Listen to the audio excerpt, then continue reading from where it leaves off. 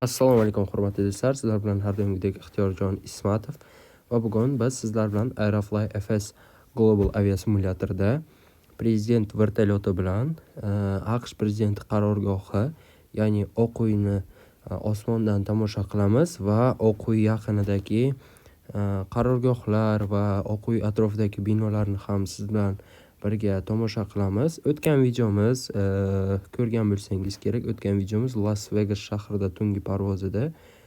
Shunda lokatsiyamiz ham Las Vegas shahrida qolib ketgan ekan. Biz hozir buni to'g'irlab, New York emas, Washington shahriga lokatsiyani to'g'irlab qo'yamiz. Video qiziqarli bo'lishiga umid bildirgan holatda biz videoni boshlaymiz. Kanalga obuna bo'lib, ushbu videoga like tugmasini bosish esingizdan chiqmasin. Do'stlar, biz aeroportni tanlab oldik. Ronald Reagan Washington aeroportining vertolyot uchun mo'ljallangan terminalidan parvozni boshlaymiz. Vertolyotimiz shu Marian One, ya'ni AQSh prezidentiga tegishli, AQSh harbiy havo flotiga tegishli vertolyot hisoblanadi. Parvozni sizlar bilan kunduz amalga oshiramiz, chunki tunda biroz ko'rinish qiyin bo'lishi mumkin, chunki Washington shahri tun uchun mo'ljallanmagan. Ya'ni Washingtonni tunda osmondan ko'rsangiz, xuddi Las Vegasga o'xshagan nima desam, vibe'ni his qila olmaysiz. Shuning uchun biz buni kunduzi amalga oshiramiz.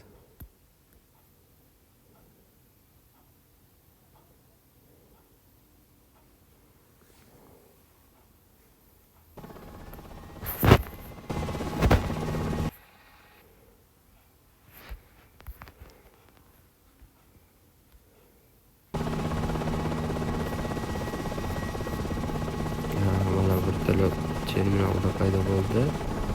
Biz sekin parvozni boshlaymiz.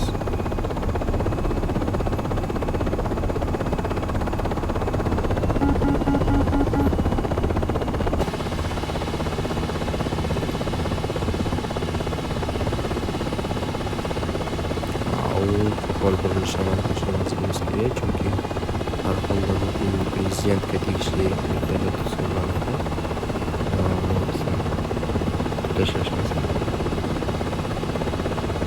Do'stlar, eslatib o'taman, o'tgan videoda biz Las Vegas shahrini tunda osmondan tomosha qilgandik.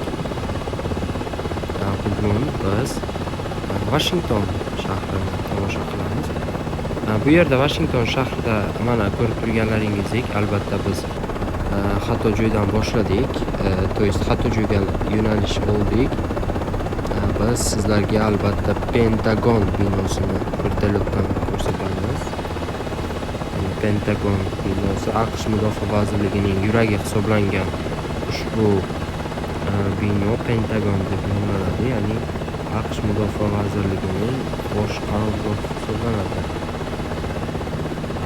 Endi biz keyingi bino Oq uyga uchamiz. Oq uy, ya'ni AQSh prezidenti qarorgohi hisoblanadi.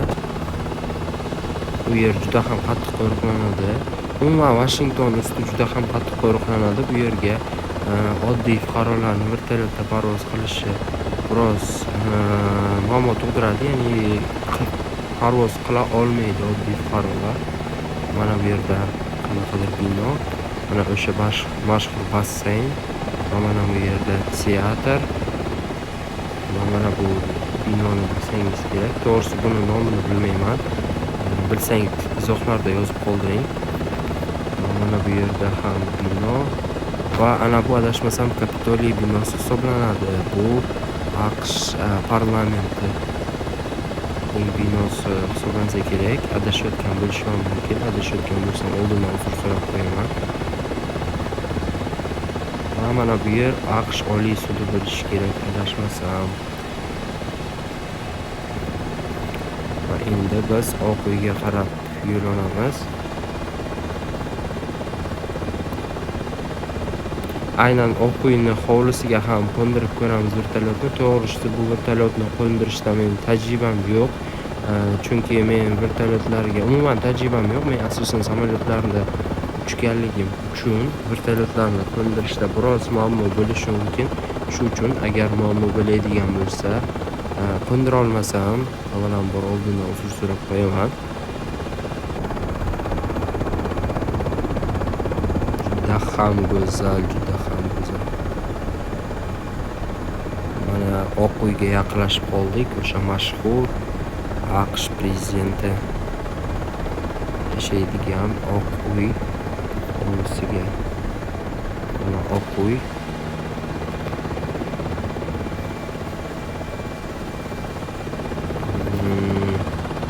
Juda ham chiroyli.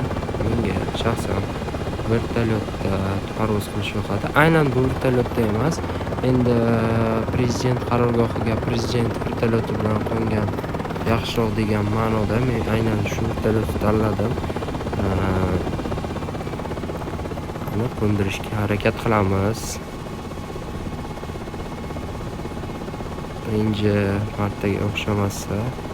Birinchi martaga o'xshamas ekan, biz uchib ketamiz. Bu yerda Oq uy hovlisi, AQSh bayrog'i.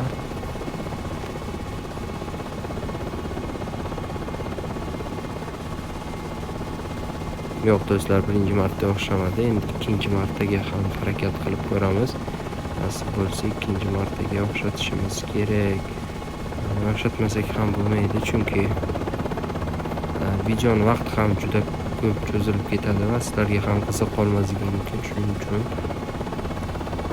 shuni qo'ndiramiz. Voy. Au! Juda yaxshi emas. Yo'q. Yo'qshamadi. Agar bortda prezident bo'lganda allaqachon meni otib tashlashgan bo'lardi.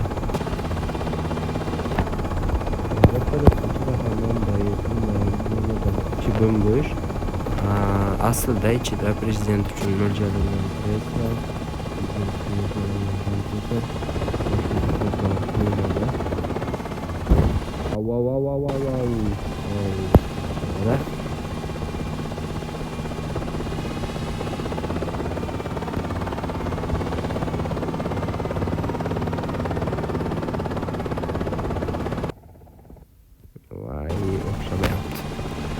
Do'stlar, men to'g'risi bu yerga qo'ndirishim biroz muammo bo'lishi mumkin.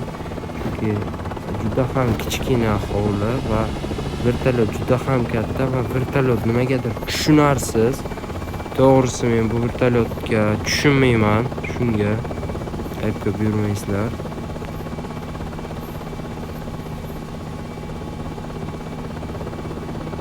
Menimcha men mikrofonni bosib qo'ymayapman. Ovozim yaxshi eshitilyapti degan umiddaman.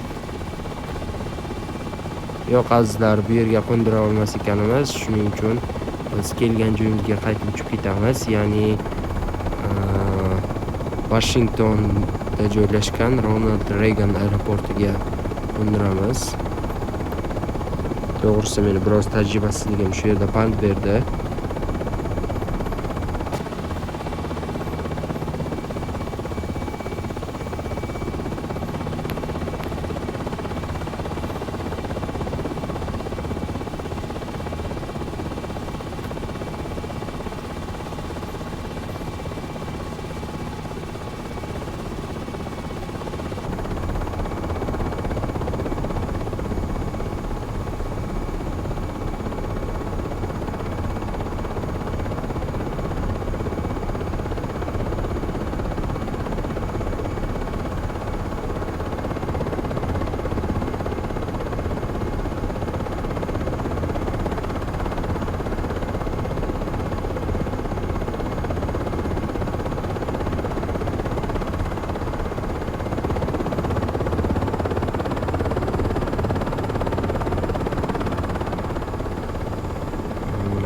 vertolyotni ham qo'ndirib oldik. Endi asosiysi tormozni bossak bo'ldi. Videoni shu yerda tugatamiz azizlar. Avvalambor shu yergacha tomosha qilganingiz uchun sizga kattakon rahmat. Keyingi videolarda kuzatishda davom eting. Bizda bundanda qiziqarli videolarni ko'rishingiz mumkin. Sizlar bilan Washington aeroportidan turib xayrlashamiz. Xayr, salomat bo'ling.